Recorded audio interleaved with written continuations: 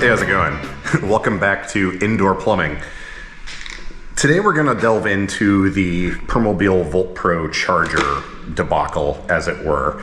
And if you're not aware, the concept here is that permobil's new Volt Pro batteries seem to have a pretty high failure rate.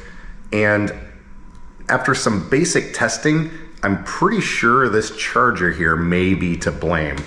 Now, there is a lot of information to unpack here. My hope was to get this test bench set up, run a few charging cycles, test this charger in the two different modes that it has, because it has a stock mode and a compatibility mode. Both have different charging curves, and use that data to say, hey, you should flip that switch, this will work for everyone. However, with the testing I've done, I'm not 100% sure that's the case. Regardless though, I can say that this thing is going up over 30 volts, which is more than 15 volts per battery when they're in series like they are in your power chair. And most people would tend to agree that charging VRLA AGM wheelchair batteries up to 15 volts each on a daily basis, probably not the best idea. I'm gonna go over a few things here. I actually had to make some notes for this, and I'm gonna show you what I found and what my plans are, and maybe some recommendations. These are all just my opinions. Do whatever you want. Use your own brain.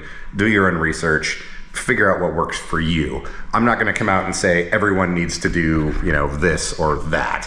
That's how you end up with problems. I'm just a guy that happens to notice some things. I've done a little bit of testing and logging of the data, charging these batteries, discharging them, and all that stuff. Here's some information that I have discovered.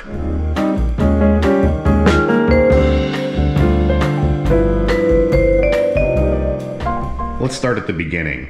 A few years ago, Permobil came out with their own new batteries. They are branded with their company name, Permobil. They are maintenance-free AGM gel batteries. Now, these are VRLA batteries, which means valve-regulated lead acid. They pretty much operate the same. The way the chemical reaction works inside them and the rates that they charge at and all that are slightly different. The main thing is you don't ever want these to vent. They are sealed, they have a calibrated amount of oxygen in there. And if those vents pop open and any of the internal gas gets out or new oxygen gets into the closed system, it can make things operate a little bit strangely. Now you may notice here, this one, the cover is kind of popped up on it. These batteries are less than 6 months old, and I only used the stock charger with the stock settings, with the charging curve that takes the voltage really high. And for some reason, they vented and did it with enough force that it popped the top of this battery up. This one is also kind of in the process of that happening. The lid's sticking up and you can tell there's a lot of pressure against the vent caps in there. As with any new product, you can do as much testing as you want in laboratory conditions, but once it gets out into the hands of the users and the general public, that's when you really start finding out if you have a product that's good or not. Now, I've been hearing from a lot of people, seeing as how I'm kind of in a unique position to hear from a lot of different people all over the world with a bunch of different situations. I've been hearing a surprisingly high number of people where these batteries are failing very quickly. Some of them as little as 1 or 2 charge cycles, some of them within 2 or 3 months, some within 6 months, but it's one of those weird things that makes me think something's not right here. What's going on? We need to figure this out. Now, when I got this 2021 F3, wait, 2021? Wow, time flies. When I got this 2021 Permobil F3 that I'm sitting in now, it came with these new batteries and it came with this charger. Originally, I was told that it has 2 modes. There's a 10 amp, like regular mode, and an 8 amp compatibility mode. Well, as it turns out, that compatibility mode does charge at a lower voltage with a different charging curve. However, it still charges at 10 amps. That's kind of neither here nor there. With a newer chair, they can handle the amperage fine. Now, if you tried to use this charger even in compatibility mode in like an older Quantum, for example, those shipped with 5 amp chargers for a reason, because the wiring on the chair can't handle, 8 or 10 amps. But when I got this chair, it was right near the tail end of their joystick charging port melting problem. Turns out that was because the manufacturer of the charger and they were using inappropriately rated XLR connectors. Regardless though, in the back of my mind, I was like, I'm gonna pop this sucker into the 8 amp mode or the compatibility mode, and I'm just gonna charge my chair that way. And that's what I did for 2.5 years. Batteries were perfectly fine. Now in my mind, a lot of people have insurance and you want your chair to keep functioning and you want to stay ahead of the maintenance. Like, you don't want a radiator hose or a fan belt to break in your car while you're driving around, so you replace those in advance. So typically what I do is maybe every year or so, maybe 2 at the most, I will go through my insurance and get a new pair of batteries. Now granted, my old ones are still working fine, but at 2.5 years, it's reasonable to get a new set. Now that process was its whole other thing and took a significant amount of time. In the meanwhile, I had acquired basically a brand new M3, and it had these exact 2 batteries in it. These are Group 24 batteries. So I swapped them into this chair and I was like, all right, Volt Pro, these are brand new. We're gonna use this charger in its intended mode that's supposedly designed for these batteries, and we're just gonna do that. Because, you know, I'd been hearing rumblings here and there, and people were saying, oh, our batteries are failing, and Permobil's like, well, you know, it's because you're using the compatibility mode, or you're using the wrong charger, or whatever. So I thought, I'm gonna do exactly what the manuals say, and exactly what everyone's telling me to do. And I did. About 4.5 months later, or however long it took to get my new batteries, we were making the video, which I'll link down below. It was a pretty long one. We did batteries, tires, swivel bearings, casters, a whole bunch of stuff. I pulled these batteries out of the chair and I noticed that this one, the lid had popped up on it. And the only thing that can cause that to happen is pressure building up in there. And the only way that pressure is gonna build up in a new set of batteries is if it's getting way too much voltage. That's when I realized something was wrong and I needed to investigate. By this point in time, I had already made a video discussing the 2 different modes of this charger. Again, I called the compatibility mode the 8 amp mode, which, as I found out, is not correct. Again though, the amperage doesn't matter. I think that video kind of confused some people, and well, we'll just leave it at that. I didn't have the test equipment at the time to be able to log the charging and discharging of the batteries. So I built this little kind of a janky setup using this little like Amazon battery monitor thing. This uses a Hall effect current clamp and it measures voltage and kind of shows on the screen what exactly is going on. And I ran a few cycles with that and immediately noticed that the batteries at times were getting up over like 30 volts, 31 volts. And that's when I knew something was wrong. I don't care what anyone says, like, these are normal batteries. That much voltage on a regular basis, not what you want to do. By the way, I'm starting to feel a lot better with this breathing stuff that I've had since moving. Anyways, sort of long story short, I bought some data loggers. They turned out to be garbage and they broke. Got refunded for those.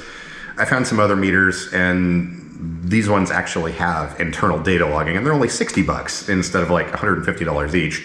Now this is all in the process of me moving, so brought the new batteries over here, got this cart set up, and we finally started capturing some data. Now I'm just gonna put these on the screen here because being able to see sheets of paper on the camera is not the easiest thing. So this first chart we have here, this is the default setting on the Volt Pro charger, and I drain these batteries down and charge them back up over about a 4-hour period. Now if you notice, looking at the graph, the first spike goes up to about 29.5 volts, which is like okay, it's kind of on the high end of typical charging practices. Second spike goes up to 30 volts, drops back down. Then it goes up to 30 and stays there for kind of an extended period of time. Then it drops down to 27.66, and that's kind of the float mode charge. And I was like, looking at this curve, it kind of reminds me of an equalization charge, which on its own is not a bad thing. However, you don't want to do it very often. Using this kind of charging curve will 100% damage batteries if you're kind of refreshing them, as it were, using this cycle. And also with batteries like these VRLA ones that are sealed, they are particularly susceptible to high voltage and making those vent caps pop open. Once you do that, it's kind of game over. Like, They still work, but they're not going to be the same. So then the next chart we have here is the exact same charger with the switch in position 3, which is what they call the MK gel compatibility profile. Now looking at this one, this is a much more reasonable curve. It's still doing 10 amps, but it takes the batteries up to 29.4 volts, very reasonable. Then it kind of stays at that, slowly reducing the voltage and pretty dramatically reducing the amperage. And it continues to do that till the batteries are finished charging or float mode is done, or however you want to look at that. I didn't capture the entire charging cycle all the way to the end because that last bit of float mode on most chargers can take anywhere from 1 to 4 additional hours. I was mostly concerned with the bulk and absorption parts of the cycle and then how it enters float mode. So that's pretty reasonable. And then I did one other test using the standard permobil like gray upright charger, the one that looks like this. And that charger, as we know, works on everything. It's very easy on the batteries. It does its job well. And honestly, I've had chairs where I've used Dolphin chargers or those other cheapy ones for a while, and the battery life has kind of started to wane a little bit. I'll start using this gray upright charger, and it kind of brings them back, and it gets them working properly again. So very good charger as far as an OEM charger goes. It's charging at about 7.6 amps, so nice and easy. And it just slowly brings the voltage up. At around 27.9 volts, the amperage starts to drop off, and it continues in a nice gradual upward curve, and float mode completes at 29.1 volts. So pretty reasonable. And by pretty reasonable, I actually mean that's like a perfect charging curve. It works for everything. It's not going to damage the batteries, and it's going to ensure that they have the best service life possible. Now here's where things get a little bit strange. You may be thinking, okay, you've logged the data, you found out that the stock mode, switch position 1, really blasts the batteries and can damage them. Switch position 3, or the compatibility mode, seems fine. Why not just use that? Well, there's kind of some oddities. I've noticed for whatever reason, these permobil branded VRLA gel batteries, for some reason, in float mode, they will randomly become resistant to being charged. And by that, I mean, when it gets into float mode and we're down to 1 or 2 amps, somewhere in there, they'll just start getting hot and the voltage won't increase. It just takes all of the energy that's being put into them in float mode and turning them into heat. That's what's strange. I've had that happen with these batteries. I've had it happen with the original batteries that lasted 2.5 years, which, by the way, still work fine. And also the new batteries that I have in this chair now. Sometimes they'll just get all weird and won't take a charge. If you unhook them, wait a minute, and then plug them back in, then they'll just show they're fully charged and the cycle's complete. Now, I've had that happen with this charger in compatibility mode. I've had it happen with my Victron charger. I've had it happen with the gray permobil upright charger.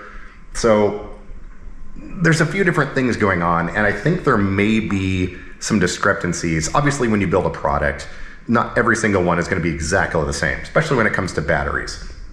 Some of them might be slightly better at dealing with higher voltage. Some of them might be slightly worse at it. The plates and the size and the amount of electrolyte and everything that's in there, there's going to be variances with everything. I think that's why some people have no problems with this charger and some people do. It comes down to the tolerances of manufacturing. The other thing, which I still haven't tested yet, I have another one of these chargers. I want to test more than one. Or honestly, if I can find someone else that has a third one, I'd like to test that as well and see if maybe these things are the varying factor. They already had the issue with the charge port making the joystick melt, and they fixed that. So these are clearly just running some software. Maybe they're programmed slightly differently, or maybe there's resistance in this cable and it causes them to output higher voltage. Again, that's why we're doing all this testing. So that's one of the weird things I've noticed. The solution to that, I believe, is if you're running this thing in switch position 3 or the MK gel compatibility mode, don't leave it connected to your chair for, we'll say, more than 12 hours. Overnight charging is fine. And to be honest, most of this has to do with rehab chair users, where you're using your chair every day, all day, and you plug it in overnight while you sleep. There's a lot of other fringe cases and people that don't use their chair every day, and things kind of get off into the weeds there, but I'm focusing specifically on people that use their chair every day and plug it in every night. The other strange thing I noticed with this charger is the green light on it will not turn on when you're running in that compatibility mode until float mode has completed. Now, why is that strange? Pretty much any wheelchair charger that exists, it's gonna have a series of lights on the front of it. There'll be one that says it's done charging, or it'll turn green or something to that effect. And the way those work is you plug your chair in, it goes through the bulk charging, does the absorption, but when it goes into float mode, right around that time, or maybe a little bit after, the green light comes on. Now, most of these chargers, if you look in their documentation, they're gonna tell you, hey, when the green light comes on, you're at about 85% charged.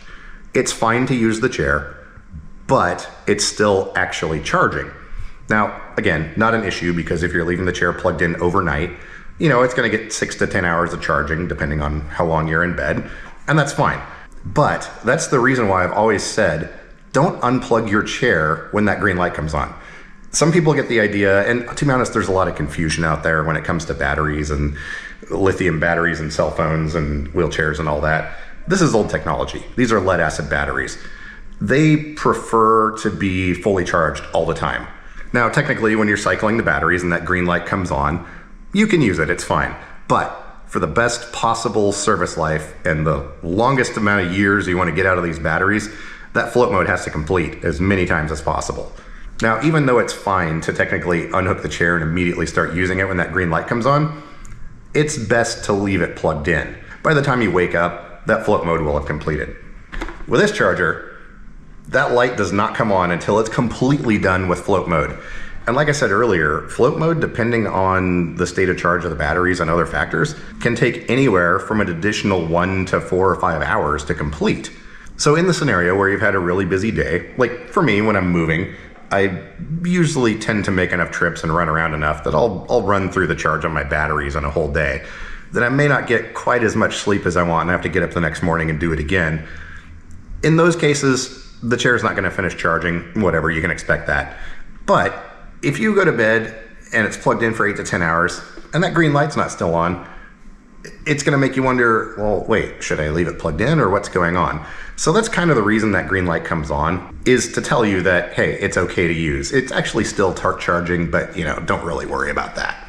So that's another point that can cause confusion with these, is that light not coming on. And if you just have that in the back of your mind and realize that you may not have a green light when you get up, that's fine.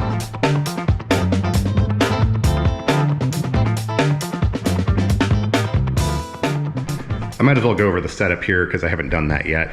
The data loggers I had previously, they were these Handtech things, and it turns out they didn't actually even have internal storage, and they were kind of a mess, and they wound up breaking. And anyways, these OON meters here, this one was actually sold on Amazon with no brand attached to it, but it turns out these are both the chipset. This is basically a newer version of this one. These things have Bluetooth built in, and they have the capability to internally log data while they're not using the Bluetooth. They can store up to 10,000 points of data. So if you do, once every 2 seconds, which is what I've been doing, that's almost 6 hours of data they can record. This one here I've set up in current mode. The XLR port is right here. This is where I plug in the charger. And one of these leads comes through these wires, through the meter, and then back into the batteries.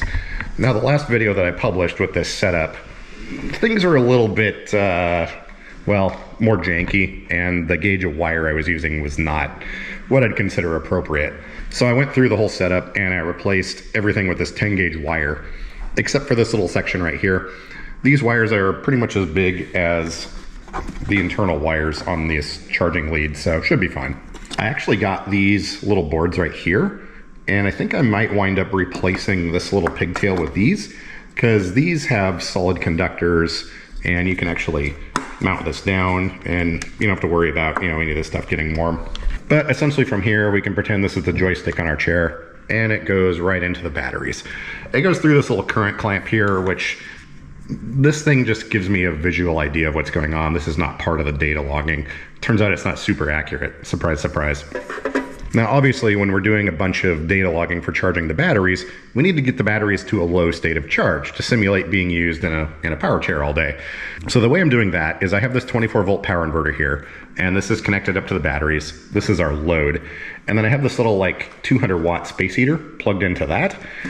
And that whole setup will net about 8 or 9 amps being pulled out of these batteries. So I can turn this on, run this for 3 to 4 hours, and that'll bring the state of charge of the batteries down to about approximately what a day's use would be if these were in a power chair. If we turn this thing on here, you can see how that works.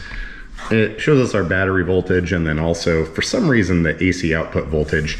Then I've got one of these little power analyzer things here. So if we turn on the space heater, you'll be able to see that this thing pulls around 200 watts or so. It kind of varies. It's a PTC thermistor or PTC heating element or whatever that is. So you can see there we're about 200 watts currently. And if we look back at this one, we're pulling about just shy of 9 amps out of the batteries. And as this thing warms up and self-regulates, that number will change. But it's somewhere between 8 and 9 amps that we pull out of these things. And I run this until we're down to about 24 or 24.4 volts, somewhere in there, under load. And that usually takes 2 to 3 hours, something like that. Then our batteries are a low state of charge, and we can run a charging test cycle. Now this meter here came with a specific Bluetooth dongle. It's essentially a Bluetooth LE to COM port adapter, and that allows it to connect to a computer. I apologize for the screen flickering. But the software it comes with actually isn't too bad, and it allows you to connect more than one meter at a time and plot all the data on here. So let's get these both into Bluetooth mode. And then we can scan on here, and I've got each of them labeled, so I've got amps and volts are shown here. So let's get those both connected. This ToughPad with its dock happened to be a convenient thing I could just put on here. I use a remote desktop connection to control this thing and monitor it remotely. But if we see here, we've got both of the meters listed, currently at 25.89 volts, and we can go into the display here for each one and see it a little bit larger. Then we can go into the chart here, and this thing will actually plot the data on a graph here that you can see, and it'll store everything on this app, and you can export it that way. And you can switch from amps to volts, and then we've got different record intervals. We can change the interval. The only catch is when this thing is recording online with this software, you can only get 3,000 points of data. So if you overrun that 3,000 data points, it kind of corrupts all the data, as I found out. These things are capable of internally storing 10,000 points of data, so that works a lot better. You can go into each one of these things and then hit start to record. Then you can set up your recording interval here. When you hit start, it disconnects from Bluetooth because these things obviously run on batteries, and they internally run your data capture scheme that you've set up here, and then you can download the data later. But right now you can see the batteries are at 26 volts. You got 0 amps going in. Let me plug in the gray upright charger here, aka Old Reliable, and I will show you what that looks like. See if I can do this one-handed. That little screen's gonna turn on. Again, that's just a reference, not super accurate.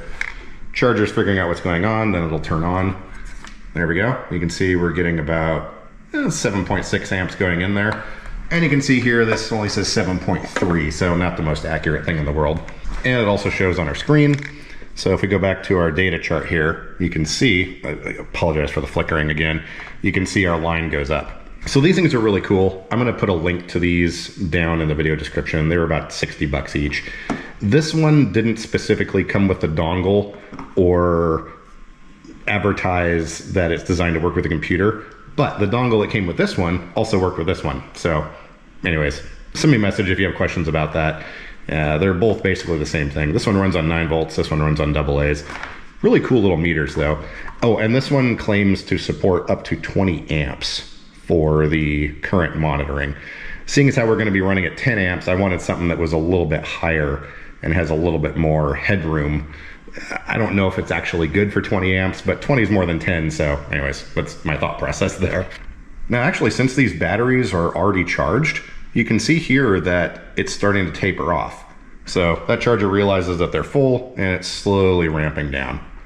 Question of the day, why did Permobil decide that charging these batteries over 30 volts or 15 volts per battery was a good idea.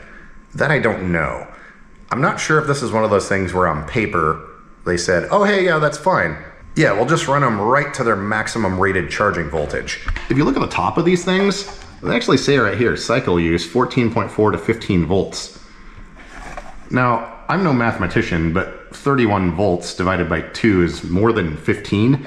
And to be honest, you really shouldn't be touching that 15 volt number at all. You need to leave a little bit of a buffer because, I mean, look what happens.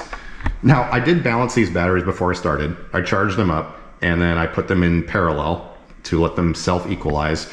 And they were, you know, basically the same voltage. After a few charge and discharge cycles though, these things are now a little bit out of sync. There's about 0.2 of a volt between the two of them. Now that may not seem huge, and it's not enough to necessarily affect the chargers and what they're seeing. But if we're running these things right up to their 15 volt limit and they're slightly out of sync or out of balance, which honestly can happen and does happen with most power chairs, that means one of these is going to be getting more than 15 volts because they're in series. So again, I think the problem here is engineers that don't have real world experience decided this would be good and they just pushed it out. Engineering and theory and all the math and everything is cool and everything, but the real world is a very, very different place. And you can see here, I've left this thing plugged in. We're down to 1.3 amps now and 28.25 volts. So this charger is going to decide that these things are pretty much full and ready to go here soon.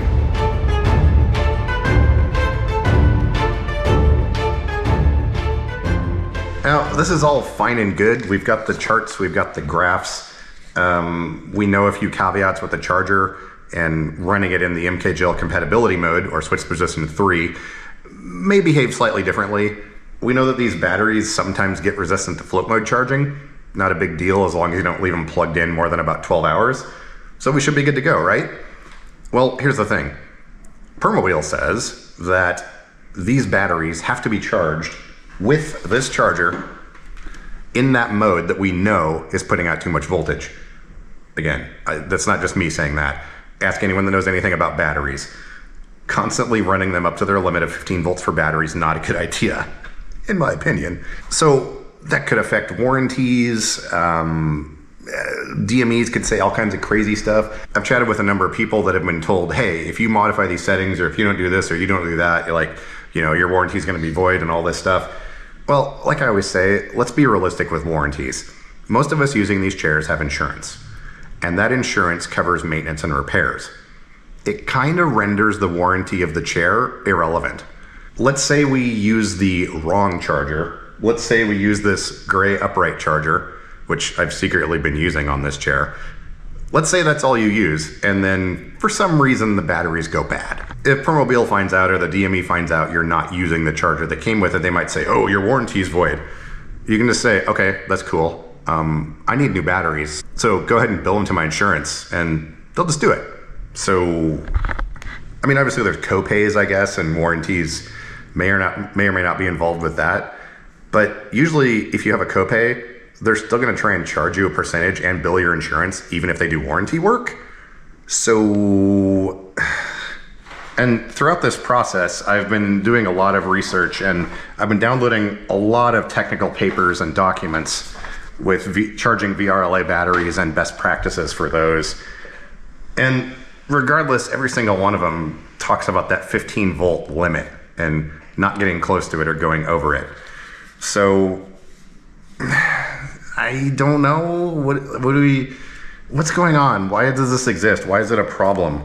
Like, I mean, at least it's not melting, but it's overheating batteries and making them vent. And like, what are we doing? Then there's my own personal experience. When I got this F3 in 2021 and I discovered that that charger does what it does, I made a decision. I put it into the compatibility mode. At that point in time, I had no idea that the voltage curves were different. And I thought that the compatibility mode was charging in 8 amps instead of 10 amps. Again, it doesn't really matter. But the information that matters is I used those batteries for 2.5 years in the compatibility mode, and they were still working fine. I got new batteries. I used them in the recommended method, And that's the other thing I didn't mention earlier. The capacity of these batteries very quickly started to fade. I only get like maybe 6 or 6.5 miles out of a charge. And I thought that was weird. These batteries were new. I was using the recommended charger, and I've had a number of other people tell me the same thing. Then when I pulled them out of the chair, I saw that the vent caps had popped, and I was like, okay, that's weird. Eventually got my new set of batteries, the third set that's in here now, and I only use my Victron charger with a profile that I customized for it. Works fine. If I'm traveling, I will use the gray upright charger. I have occasionally used this charger in the compatibility mode. Again, unclear when float mode actually ends. There was a couple of times with these batteries where I woke up and they hadn't completed charging yet. They were slightly warm. Again, they weren't hot, but I think that's just kind of a idiosyncrasy of this brand of battery, whatever it is. So this, I believe, is a classic case of more information is less information, because I'm left with a lot more questions than I started with. If nothing else, though, we know for a fact that this is outputting more voltage than it should for any set of lead acid, AGM, VRLA batteries. I use all those terms because they're all lead acid batteries at heart, but everyone uses different terms for them. Regardless, though, we know that the stock mode on this thing is probably not what you want to use, even though Permobil claims that's what you want to do. So this is where I need to hear from you guys. If you're someone that watches videos and you don't normally comment or whatever, I need to hear from all of you. If you have a Permobil chair and you have a charger that looks like this, please comment below and tell me, have you had any issues with your batteries? Have you flipped that switch? Are you just using the chair as it came? Have your batteries lasted less than a year or less than 6 months? Is everything perfectly fine? Because not everyone's having issues with these. Some people's fine. But I need to get as much information down below as possible, because I'm trying to figure out what's going on here. And I'm gonna be doing a little bit more testing here, and I'm gonna run a few repeat cycles, see if the charging curve changes, like it had some sort of algorithm or something. I'm gonna try another one of these chargers just to rule out this exact one as maybe being a problem. Oh man, allergies are still kind of a thing. But yeah, I wanna hear from you guys. Send me a message on Twitter, use the contact form, leave a comment on this video. And if you want to look at these graphs that I made and the charts, I've actually put them up on the website, and I'm gonna have a link down below to that. I also added sort of a project notes blog, as it were, to the website. I'm gonna be keeping that updated as I continue different testing. I've got a few different thoughts in there, and it's a spot you can look and see kind of what the progress is. And as I hear from people and get different information, we might come up with different tests to try. So that's gonna be on the same page that has the charts and all that stuff. So those links are down below. Let's see here, what are the other things I wanted to do? Oh, that was it. Does anyone out there watching have an Invacare chair that uses the OptiCharge charger? It looks exactly like this. The colors are a little bit different, but the overall shape of this thing is the same. The manual that it comes with is very similar to this Volt Pro charger. I don't have one though, and I don't know if Invacare is using different batteries, or maybe this Permobil branded ones, they also have their own version of it. I want to get my hands on one of those OptiCharge chargers, or maybe you have one and use one. Have you had any of these issues with Invacare chairs? That's the other thing. In all my research and testing, I've come across another version of this charger that's branded differently. So again, lots of unknowns and much more testing required. I'm on hold with the worst internet company in the world. Actually, most of them are terrible. We're almost up to 2 hours. Anyways, there's a lot of information. We unpacked a lot of stuff here. What I'm personally going to do is not use the Volt Pro charger at all. This thing seems sketchy to me, and combined with these batteries that randomly just become resistant to float mode charging, I don't understand that. It only happens every so often. It's not a regular occurrence. It did happen the first run that I tried to do the incompatibility mode on this charger. I don't think it would get hot enough to damage them necessarily, but interesting thing that happened. But regardless, I'm not going to use this. I like my Victron charger. I like this gray upright charger, which is manufactured by ePower First. They are probably one of the best power supply charger companies that exist. They have really good safety. We actually took one apart. Actually, yeah, we took that one apart and compared it to a cheap Amazon one in a live stream recap a few years ago. I'll also put a link to that down below in case you want to watch. But I have more questions than answers after all this. Gonna keep testing. Again, leave some information down below. Let me know if your experience has been perfect. Let me know if you've had issues. I just want to know everything from everyone. We're just gonna keep trucking on here, and I'm gonna continue testing. It's pretty easy to do in the background in the evening. I've got this thing running right now to drain the batteries down. I'm gonna do another couple of test runs on this, and we'll see what we get. So anyways, I think that's about all the, you can hear the fan just fired up on the inverter. I think that's about all the blathery I can do in one video. So anyways, hopefully you enjoyed, and I will see you guys Thursday on the live stream. Thanks for watching.